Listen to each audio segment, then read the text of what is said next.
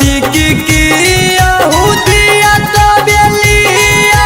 तब कहे कैनी FIR जो मरवा के राजा हो जो छिनार लेके 500,000 जो मरवा के राजा हो जो छिनार लेके 500,000।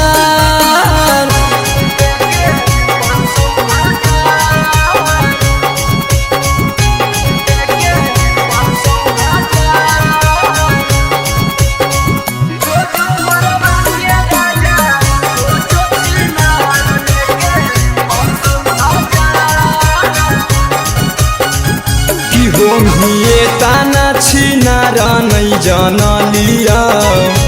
अपन सीना में से साट के रखली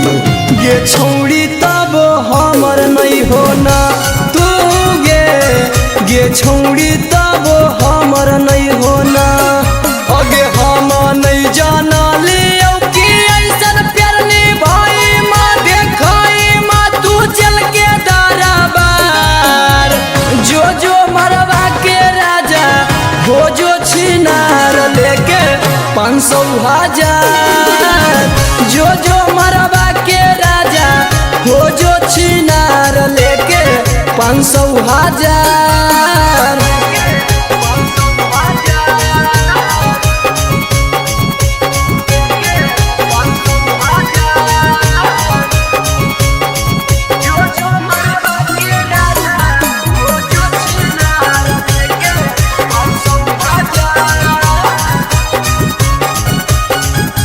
हमारा साथे कोई छौड़ी गलती भारी